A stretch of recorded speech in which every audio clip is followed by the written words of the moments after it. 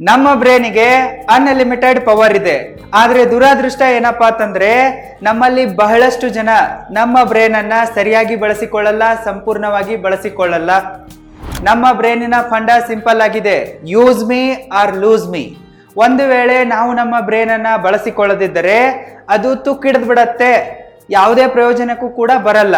ಹೀಗಾಗಿ ಪ್ರತಿನಿತ್ಯ ನಾವು ನಮ್ಮ ಬ್ರೈನಿಗೆ ಕೆಲವೊಂದಿಷ್ಟು ಚಾಲೆಂಜಿಂಗ್ ಆಗಿರುವ ಎಕ್ಸರ್ಸೈಸ್ಗಳನ್ನ ಮಾಡಿಸಲೇಬೇಕು. ಒಂದು ವೇಳೆ ನೀವೇನಾದ್ರೂ ನಿಮ್ಮ ಬ್ರೈನ್ ಪವರ್ ಅನ್ನ, ಬ್ರೈನಿನ ಶಾರ್ಪ್ನೆಸ್ ಅನ್ನ, ನಿಮ್ಮ ಫೋಕಸ್ ಮತ್ತೆ ಅಟೆನ್ಷನ್ ಅನ್ನ ಹೆಚ್ಚಿಸಿಕೊಳ್ಬೇಕು ಅಂತ ಅನ್ಕೊಂಡಿದ್ರೆ ಪ್ರತಿನಿತ್ಯ ಈ ಸಿಂಪಲ್ ಆಗಿರುವ ಬ್ರೈನ್ ಎಕ್ಸರ್ಸೈಸ್ಗಳನ್ನ ಪ್ರಾಕ್ಟೀಸ್ ಮಾಡಿ. ಒಂದು ವೇಳೆ ನಿಮ್ಮ ಮನೆಯಲ್ಲಿ ಚಿಕ್ಕ ಮಕ್ಕಳಿದ್ದರೆ ಅವರಿಗೆ ಇವುಗಳನ್ನ ಪ್ರಾಕ್ಟೀಸ್ ಮಾಡಿಸಿ. ಆ 7 ಸಿಂಪಲ್ ಆಗಿರುವ ಬ್ರೈನ್ ಎಕ್ಸರ್ಸೈಸ್ಗಳು ಇಂತಿವೆ. Number 1, Schulte table. ಈ ಶಲ್ಟ್ ಟೇಬಲ್ ಅನ್ನ ಕಂಪ್ಲೀಟ್ ಮಾಡೋಕೆ ನೀವು ಶುರು ಮಾಡಿದ್ರಪ್ಪ ಅಂತಂದ್ರೆ ನೀವು ನಿಮ್ಮ ಬ್ರೈನಿಗೆ ಚಾಲೆಂಜಿಂಗ್ ಆಗಿರುವ ಕೆಲಸ ಕೊಟ್ಟಂತಾಗತ್ತೆ. ಈ ಶಲ್ಟ್ ಟೇಬಲ್ ಅನ್ನ ಕಂಪ್ಲೀಟ್ ಮಾಡೋದನ್ನ ಪ್ರಾಕ್ಟೀಸ್ ಮಾಡೋದ್ರಿಂದ ನಿಮ್ಮ ರೀಡಿಂಗ್ ಸ್ಪೀಡ್ ಇರುತ್ತಲ್ಲ ಅದು ಜಾಸ್ತಿ ಆಗತ್ತೆ, ಫೋಕಸ್ ಮತ್ತೆ ಅಟೆನ್ಷನ್ ಕೂಡ ಜಾಸ್ತಿ ಆಗತ್ತೆ. ನಿಮ್ಮ ಕಣ್ಣುಗಳ ಒಂದು ನೋಟ ಇರುತ್ತಲ್ಲ ಅದು ಕೂಡ ಹರಿತವಾಗತ್ತೆ. ಈ ಶಲ್ಟ್ ಟೇಬಲ್ ಅಂದ್ರೆ ಏನಪ್ಪಾ ಅಂತಂದ್ರೆ ಈ ರೀತಿಯಾದ ಟೇಬಲ್ ಇರುತ್ತೆ. ಇದರಲ್ಲಿ ರ್ಯಾಂಡಮ್ ಆಗಿ ನಂಬರ್ಸ್ ಗಳನ್ನ ಅರೇಂಜ್ ಮಾಡಲಾಗಿರುತ್ತೆ. ಇಲ್ಲಿ ನೋಡ್ಬೋದು ಈ ಎಲ್ಲ ನಂಬರ್ಗಳು ಕೂಡ ರ್ಯಾಂಡಮ್ ಆಗಿವೆ. ನೀವೇನ್ ಮಾಡ್ಬೇಕಪ್ಪ ಅಂತಂದ್ರೆ ಕೇವಲ 30 ಸೆಕೆಂಡ್ಗಳ ಒಳಗಡೆ ಈ ನಂಬರ್ಗಳನ್ನ 1ರಿಂದ 25ರ ತನಕ ಏರಿಕೆ ಕ್ರಮದಲ್ಲಿ ಜೋಡಿಸಬೇಕು. ನೀವು 30 ಸೆಕೆಂಡ್ಗಳ ಒಳಗಡೆ ಈ ಎಲ್ಲ ನಂಬರ್ಗಳನ್ನ ಏರಿಕೆ ಕ್ರಮದಲ್ಲಿ ಜೋಡಿಸಬೇಕು. ಇದೇ ಈ ಶಲ್ಟ್ ಟೇಬಲ್ನ ಒಂದು ಟಾಸ್ಕ್ ಆಗಿದೆ. ಮುಂಚೆ ನಾವು ಚಿಕ್ಕವರಿದ್ದಾಗ ಈ ಶಲ್ಟ್ ಟೇಬಲ್ಗಳು ಪ್ರಿಂಟ್ ರೂಪದಲ್ಲಿ ಬರ್ತಾ ಇದ್ವು. ನಾವು ಅದರಲ್ಲಿ ಪೆನ್ಸಿಲ್ನಿಂದ ರೌಂಡ್ ಆಗ್ತಾ ಇದ್ವಿ ಮತ್ತೆ ಟೈಮರ್ ಅನ್ನ ಹಚ್ತಾ ಇದ್ವಿ. ನಿಮಗೆ ಈ ರೀತಿ ಮಾಡೋ ಅವಶ್ಯಕತೆ ಇಲ್ಲ. ಆನ್ಲೈನ್ನಲ್ಲಿ ಬಹಳಷ್ಟು ಆ್ಯಪ್ಸ್ಗಳಿವೆ ಮತ್ತು ವೆಬ್ಸೈಟ್ಗಳಿವೆ. ನೀವು ಅವುಗಳಲ್ಲಿ ಈ ಶಲ್ಟ್ ಟೇಬಲ್ ಅನ್ನ ಕಂಪ್ಲೀಟ್ ಮಾಡೋದನ್ನ ಪ್ರಾಕ್ಟೀಸ್ ಮಾಡಬಹುದು. ಲಿಂಕ್ ಈ ವಿಡಿಯೋದ ಡಿಸ್ಕ್ರಿಪ್ಷನ್ ಬಾಕ್ಸಲ್ಲಿ ಇದೆ, ಚೆಕ್ ಮಾಡಿ. ಮತ್ತೆ ನಾನೀಗ ನಿಮಗೆ ಒಂದು ಶಲ್ಟ್ ಟೇಬಲ್ ಅನ್ನ ಸಕ್ಸಸ್ಫುಲ್ ಆಗಿ ಕಂಪ್ಲೀಟ್ ಮಾಡಿ ತೋರಿಸುವೆ, ನೋಡಿ. ನೀವಿಲ್ಲಿ ಸ್ಕ್ರೀನ್ ಮೇಲೆ ನೋಡ್ಬೋದು ಶಲ್ಟ್ ಟೇಬಲ್ ಗೇಮ್ ಈ ರೀತಿಯಾಗಿ ಓಪನ್ ಆಗಿದೆ. ಇಲ್ಲಿ ನೋಡಿ ರ್ಯಾಂಡಮ್ ಆಗಿ ನಂಬರ್ಗಳಿವೆ ಈ ಬಾಕ್ಸಲ್ಲಿ. ನಮಗೇನು ಮಾಡೋದಿದೆಪ್ಪ ಅಂತಂದರೆ ಅವುಗಳನ್ನು 1 to 25 ಅಸೆಂಡಿಂಗ್ ಆರ್ಡರ್ನಲ್ಲಿ ಕ್ಲಿಕ್ ಮಾಡ್ತಾ ಹೋಗೋದಿದೆ. ನೀವು ಇದನ್ನು ಸಿಂಪಲ್ ಮಾಡಿಕೊಳ್ಳೋರಿದ್ದರೆ 3:3 ಅನ್ನು ಸೆಲೆಕ್ಟ್ ಮಾಡ್ಕೋಬೋದು. ಗ್ರಿಡ್ ಸೈಜು 4:4 ಮಾಡ್ಕೋಬೋದು. ನಾನು ಮೀಡಿಯಮ್ ಫೇಸಲ್ಲಿರುವೆ 5:5 ಡಿಫಾಲ್ಟ್ ಆಗಿ ಸೆಲೆಕ್ಟ್ ಮಾಡಿ ಇಟ್ಟಿರುವೆ.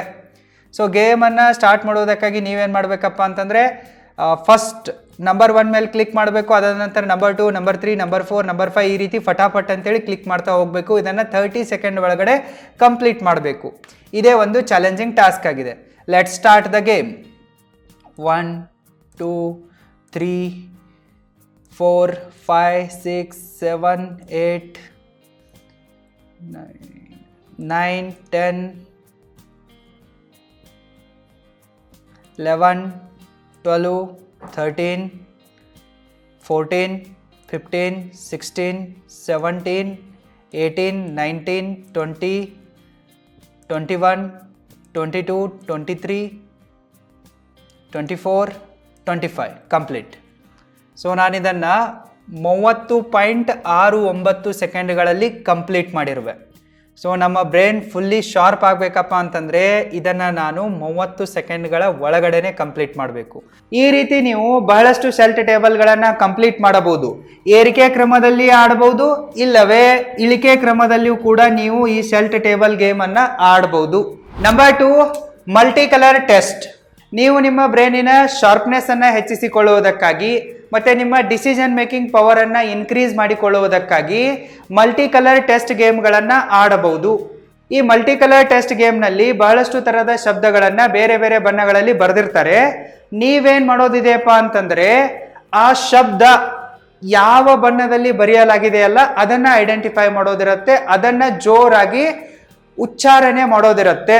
ಇಲ್ಲಿ ಉದಾಹರಣೆಗಾಗಿ ನೋಡಿ, ಮೊದಲೇ ಶಬ್ದ ಏನಿದೆ, ರೆಡ್ ಅನ್ನೋ ಒಂದು ಶಬ್ದ ಇದೆ. ಆದರೆ ನೀವಿದನ್ನು ರೆಡ್ ಅಂತ ಓದಲ್ಲ. ಈ ರೆಡ್ ಅನ್ನೋ ಪದ ಯಾವ ಕಲರ್ನಿಂದ ಬರೆಯಲ್ಪಟ್ಟಿದೆನೋ ಅದನ್ನು ನೀವು ಪ್ರೊನೌನ್ಸ್ ಮಾಡಬೇಕು. ಇಲ್ಲಿ ರೆಡ್ ಇದೆ ಅಂತಂದರೆ ರೆಡ್ ಅಂತ ಓದಲ್ಲ, ಇದನ್ನು ನೀವು ಕಲರ್ ಬೇಸ್ ಮೇಲೆ ಓದೋದು ಬ್ಲ್ಯಾಕ್ ಅಂತೇಳಿ. ಇಲ್ಲಿ ನೀಲಿ ಬಣ್ಣದಿಂದ ಬ್ಲ್ಯಾಕ್ ಅಂತ ಬರೆಯಲಾಗಿದೆ. ನೀವಿದನ್ನ ಬ್ಲ್ಯಾಕ್ ಅಂತ ಓದಲ್ಲ. ಈ ಶಬ್ದ ಯಾವ ಬಣ್ಣದಿಂದ ಬರೆಯಲ್ಪಟ್ಟಿದೆನೋ ಅದನ್ನ ಓದೋದು, ಬ್ಲೂ ಅಂತೇಳಿ ಓದೋದು.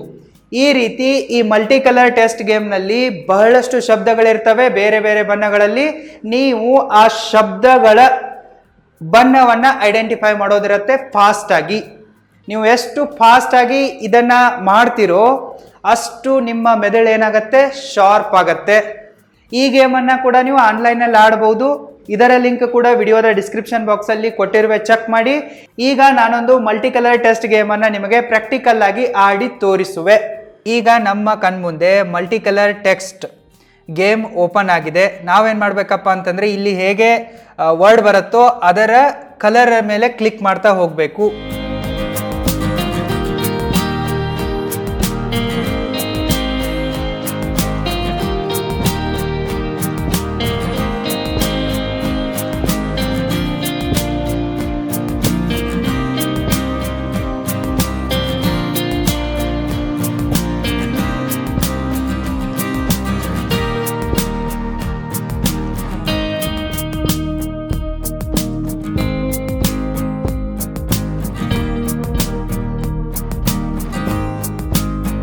ಒಂದು ಕಡೆ ನಿಮ್ಮ ಸ್ಕೋರ್ ಬರ್ತಾ ಇರುತ್ತೆ, ಇನ್ನೊಂದು ಕಡೆ ಟೈಮ್ ಕೂಡ ಇರುತ್ತೆ. ಸೊ ಅದಕ್ಕೆ ತಕ್ಕಂಗೆ ನೀವು ಮಾಡಬೇಕು.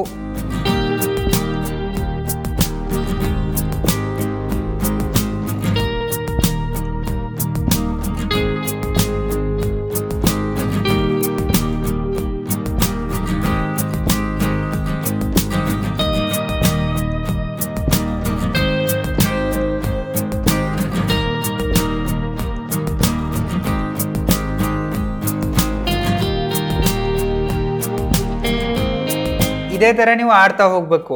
ನಿಮ್ಗೆ ಎಷ್ಟು ಟೈಮ್ ಇದೆನೋ ಅಷ್ಟು ಸಮಯದ ತನಕ ನೀವು ಆಡ್ಬೋದು. ನನ್ನ ಸ್ಕೋರ್ ಈ ರೀತಿ ಇದೆ ನೋಡಿ, 40 ಇದೆ. 60ರಲ್ಲಿ 40 ನಾನು ಕರೆಕ್ಟಾಗಿ ಐಡೆಂಟಿಫೈ ಮಾಡಿರುವೆ ಮತ್ತು 20 ಫೇಲ್ ಆಗಿದೆ. ಸೊ ಇದೇ ರೀತಿ ನೀವು ಟ್ರೈ ಮಾಡ್ತಾ ಹೋಗಿ. ಯಾರು ತಮ್ಮ ಸಮಯವನ್ನ ದುಡ್ಡಿನಂತೆ ಖರ್ಚು ಮಾಡ್ತಾರೋ ದುಡ್ಡು ಅವರ ಹತ್ರ ನೀರಿನಂತೆ ಹರಿದು ಬರುತ್ತೆ. ಅದಕ್ಕಾಗಿ ನೀವು ನಿಮ್ಮ ಸಮಯವನ್ನ ಸರಿಯಾಗಿ ಬಳಸಿಕೊಳ್ಬೇಕು ಮತ್ತೆ ಅದನ್ನ ಸರಿಯಾಗಿ ಮ್ಯಾನೇಜ್ ಮಾಡಬೇಕು. ಒಂದು ವೇಳೆ ನಿಮಗೆ ನಿಮ್ಮ ಸಮಯವನ್ನ ಸರಿಯಾಗಿ ಮ್ಯಾನೇಜ್ ಮಾಡುವ ಕಲೆಯನ್ನ ಕಲಿಯುವ ಆಸೆ ಇದ್ದರೆ ಈಗಲೇ ಈ ವಿಡಿಯೋದ ಡಿಸ್ಕ್ರಿಪ್ಷನ್ ಬಾಕ್ಸ್ ಅಲ್ಲಿ ಕೊಟ್ಟಿರುವ ಲಿಂಕ್ ಮೇಲೆ ಕ್ಲಿಕ್ ಮಾಡಿ ಮತ್ತೆ ನಮ್ಮ ಆನ್ಲೈನ್ ಅಲ್ಟಿಮೇಟ್ ಟೈಮ್ ಮ್ಯಾನೇಜ್ಮೆಂಟ್ ಕೋರ್ಸ್ಗೆ ಎನ್ರೋಲ್ ಆಗಿ. Number 3, blind folded works. ಈ ಒಂದು ಎಕ್ಸರ್ಸೈಸ್ ನಲ್ಲಿ ನೀವೇನ್ ಮಾಡ್ಬೇಕಪ್ಪ ಅಂತಂದ್ರೆ ಎಲ್ಲದಕ್ಕಿಂತ ಮೊದಲು ನಿಮ್ಮ ಕಣ್ಣನ್ನ ಮುಚ್ಚಬೇಕು. ಕಣ್ಣನ್ನ ಮುಚ್ಚಿದ ನಂತರ ಸಣ್ಣ ಸಣ್ಣ ಈಜಿ ಆಗಿರುವ ಕೆಲಸಗಳನ್ನ ಕಣ್ಮುಚ್ಚಿಯೇ ಮಾಡಬೇಕು. ಉದಾಹರಣೆಗಾಗಿ ಹೇಳ್ಬೇಕಪ್ಪ ಅಂತಂದ್ರೆ ನೀವು ಕಣ್ಮುಚ್ಚಿ ನಿಮ್ಮ ಹೆಸರನ್ನ ಪೇಪರ್ನಲ್ಲಿ ಬರೀರಿ. ನಾನೀಗ ಮಾಡಿ ತೋರಿಸುವೆ. ಕಣ್ಣನ್ನ ಮುಚ್ಚಿರುವೆ ಮತ್ತೆ ಬೋರ್ಡ್ ಮೇಲೆ ನನ್ನ ಹೆಸರನ್ನ ಬರೀತಾ ಇರುವೆ. ಸೊ ಈ ರೀತಿ ಕಣ್ಮುಚ್ಚಿ ನಿಮ್ಮ ಹೆಸರನ್ನ ಬರಿಬಹುದು. ನೀವು ಕಣ್ಮುಚ್ಚಿ ನೀವು ಬೇರೆ ಬೇರೆ ತರನಾದ ಆಕೃತಿಗಳನ್ನ ಕೂಡ ಬಿಡಿಸಬಹುದು. ಉದಾಹರಣೆಗಾಗಿ ಸರ್ಕಲ್ ಶೇಪ್ ಅನ್ನ ಮಾಡಬಹುದು, ಟ್ರ್ಯಾಂಗಲ್ ಅನ್ನ ಮಾಡಬಹುದು, ಸ್ಕ್ವೇರ್ ಬಾಕ್ಸ್ ಅನ್ನ ಮಾಡಬಹುದು, ರೆಕ್ಟ್ಯಾಂಗಲ್ ಅನ್ನ ಮಾಡಬಹುದು. ಈ ರೀತಿ ಈ ಒಂದು ಎಕ್ಸರ್ಸೈಸ್ ನಲ್ಲಿ ನೀವು ಕಣ್ಣನ್ನ ಮುಚ್ಚೋದಿದೆ. ಕಣ್ಮುಚ್ಚಿ ನಿಮ್ಮ ಹೆಸರನ್ನ ಬರೀರಿ, ಆಕೃತಿಗಳನ್ನ ಬಿಡಿಸಿ. ಇಲ್ಲವೇ ಕಣ್ಮುಚ್ಚಿ ನಿಮ್ಮ life partner, lover, girl friend, boy friend ಇರ್ತಾರಲ್ಲ ಅವರ ಡೈಗ್ರಾಮ್ ಅನ್ನ ಬಿಡಿಸ್ಬಿಟ್ಟು ಅವ್ರಿಗೆ ಕಳಿಸ್ಕೊಟ್ಬಿಡಿ. ನಿಮ್ಮ ಬ್ರೈನಿಗೂ ಕೂಡ ಎಕ್ಸರ್ಸೈಸ್ ಆಗತ್ತೆ. ಅದಾದ ನಂತರ ಅವರು ಬಂದು ನಿಮ್ಮ ಬಾಡಿಗೂ ಕೂಡ ಚೆನ್ನಾಗಿ ಎಕ್ಸರ್ಸೈಸ್ ಮಾಡಿಸ್ತಾರೆ. Try it. ಇದು ಫನ್ ಕೂಡ ಆಗಿದೆ ಮತ್ತೆ ನಿಮ್ಮ ಬ್ರೈನಿಗೆ ಚಾಲೆಂಜಿಂಗ್ ಕೂಡ ಆಗಿದೆ. ಈ ರೀತಿ ಮಾಡೋದ್ರಿಂದ ನಿಮ್ಮ ಬ್ರೈನ್ ಏನಿರುತ್ತಲ್ಲ ಎನಿ ಟೈಮ್ ಆಕ್ಟಿವ್ ಆಗಿರುತ್ತೆ. ನಾನೀಗ ಪ್ರಾಕ್ಟಿಕಲ್ ಆಗಿ ನಿಮಗೂ ಕೂಡ ಒಂದು ಸಣ್ಣ ಬ್ರೈನ್ ಎಕ್ಸರ್ಸೈಸ್ ಅನ್ನ ಮಾಡುವೆ. ನೀವು ನಿಮ್ಮ ಕೈಯಲ್ಲಿ ಮೊಬೈಲನ್ನು ಹಿಡ್ಕೊಂಡಿದ್ದೀರಲ್ಲ ಅದನ್ನು ಸರಿಯಾಗಿ ಹಿಡ್ಕೊಳ್ಳಿ. ಮತ್ತೆ ಈ ವಿಡಿಯೋವನ್ನು ಪಾಸ್ ಮಾಡಿ ಮತ್ತೆ ಕಮೆಂಟ್ ಸೆಕ್ಷನಲ್ಲಿ ನಿಮ್ಮ ಹೆಸರನ್ನು ಬರೀರಿ. ಎಷ್ಟು ಜನ ಸರಿಯಾಗಿ ಬರಿತೀರಾ ಅನ್ನೋದನ್ನು ನೋಡೋಣ. ಕಣ್ ತೆರೆದು ಬರೆಯೋಂಗಿಲ್ಲ, ಕಣ್ ಮುಚ್ಚಿನೇ ಬರೀರಿ. ಏನು ಬರಿತೀರಾ ಅಂತ ನೋಡೋಣ. Number 4, hand coordination. ನೀವು ನಿಮ್ಮ ಬ್ರೈನ್ ಪವರನ್ನು ಜಾಸ್ತಿ ಮಾಡಿಕೊಳ್ಳುವುದಕ್ಕಾಗಿ ಹ್ಯಾಂಡ್ ಕೋಆರ್ಡಿನೇಷನ್ಗಳನ್ನು ಕೂಡ ಪ್ರಾಕ್ಟೀಸ್ ಮಾಡಬಹುದು. ನೀವು ನಿಮ್ಮ ಲೈಫಲ್ಲಿ ಏನೇ ಒಂದು ಅಚೀವ್ ಮಾಡ್ಬೇಕಂದ್ರೂ ಕೂಡ ನಿಮ್ಮ ಬಾಡಿ ಕೂಡ ಸಾಥ್ ಕೊಡಬೇಕು ಮತ್ತೆ ನಿಮ್ಮ ಮೈಂಡ್ ಕೂಡ ಸಾಥ್ ಕೊಡಬೇಕು. ಜಾಸ್ತಿ ಸ್ಪೋರ್ಟ್ಸ್ ಮ್ಯಾನ್ಗಳು ಈ ಒಂದು ಬ್ರೈನ್ ಎಕ್ಸರ್ಸೈಸ್ ಅನ್ನ ಪ್ರಾಕ್ಟೀಸ್ ಮಾಡ್ತಾರೆ. ತಮ್ಮ ಮೈಂಡಿಗೂ ಮತ್ತೆ ಬಾಡಿಗೂ ಕೋಆರ್ಡಿನೇಷನ್ ಅನ್ನ ಬಿಲ್ಡ್ ಮಾಡುವುದಕ್ಕಾಗಿ ಅವರು ಬೇರೆ ಬೇರೆ ತರಹದ ಹ್ಯಾಂಡ್ ಕೋಆರ್ಡಿನೇಷನ್ ಎಕ್ಸರ್ಸೈಸ್ಗಳನ್ನ ಪ್ರಾಕ್ಟೀಸ್ ಮಾಡ್ತಾರೆ. ನಾನು ನಿಮಗೆ ಸಿಂಪಲ್ ಆಗಿರುವ ಒಂದು ಹ್ಯಾಂಡ್ ಕೋಆರ್ಡಿನೇಷನ್ ಎಕ್ಸರ್ಸೈಸ್ ಅನ್ನ ಹೇಳುವೆ. ಒಂದಿದೆ ಓಕೆ ಸೈನ್, ಇನ್ನೊಂದಿದೆ ಪೀಸ್ ಸೈನ್.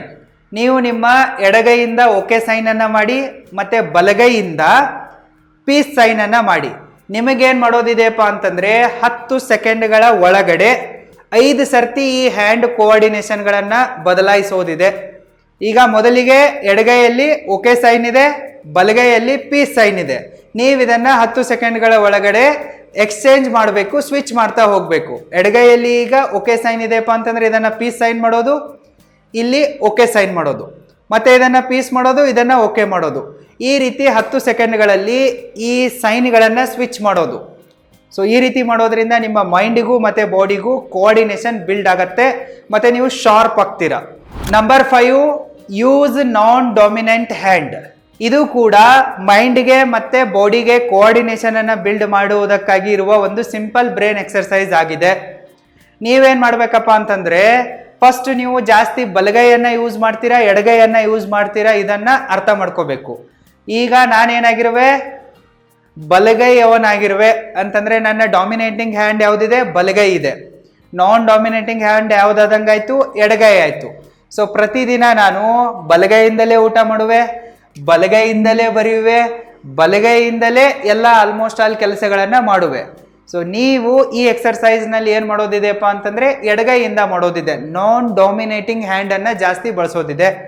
ಬೆಳಗ್ಗೆ ಎದ್ದ ತಕ್ಷಣ ನೀವೇನ್ ಮಾಡೋದಪ್ಪ ಅಂತಂದ್ರೆ ಬಲಗೈಯಿಂದ ಹಲ್ಲುಜ್ಜೋ ಬದಲು, ಬ್ರಷ್ ಮಾಡುವ ಬದಲು ಎಡಗೈಯಿಂದ ಹಲ್ಲುಜ್ಜೋಕೆ ಪ್ರಯತ್ನ ಪಡೋದು.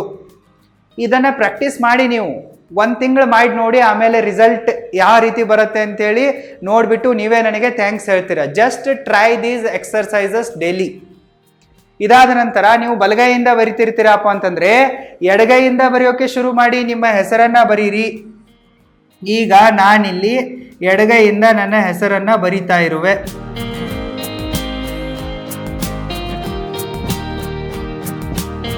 ಸರಿನಾ? ಎಡಗೈಯಿಂದ ಬರೆದಿರುವೆ. ಸೊ ಇದನ್ನ ನೀವು ಎಷ್ಟು ಪ್ರಾಕ್ಟೀಸ್ ಮಾಡ್ತಿರೋ ಅಷ್ಟು ನಿಮ್ಮ ಬ್ರೈನ್ ಏನಾಗುತ್ತೆ, ಶಾರ್ಪ್ ಆಗ್ತಾ ಹೋಗುತ್ತೆ. ಇನ್ನು ನೀವು ಬಲಗೈಯಿಂದ ಊಟ ಮಾಡ್ತಾ ಇರ್ತೀರಾ ಡೈಲಿ, ಸೊ ಎಡಗೈಯಿಂದ ಊಟ ಮಾಡಿ.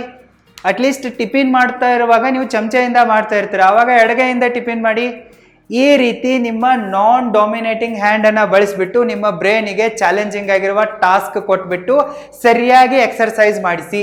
Number 6, brain challenging games.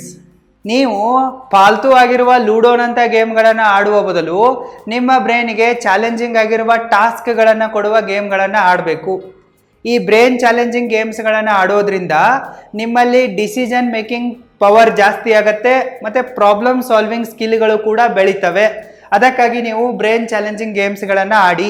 ಉದಾಹರಣೆಗಾಗಿ ಹೇಳಬೇಕಂತಂದ್ರೆ ನೀವು ಸುಡೋಕೋವನ್ನು ಸಾಲ್ವ್ ಮಾಡ್ಬೋದು, ನ್ಯೂಸ್ ಪೇಪರ್ಗಳಲ್ಲಿ ಬಂದಿರ್ತವೆ ಅದನ್ನು ಕೂಡ ಸಾಲ್ವ್ ಮಾಡ್ಬೋದು. ಈಗ ಮತ್ತೆ ಆ್ಯಪ್ಸ್ಗಳು ಕೂಡ ಬಂದಿವೆ, ಅದರಲ್ಲೂ ಕೂಡ ಮಾಡ್ಬೋದು.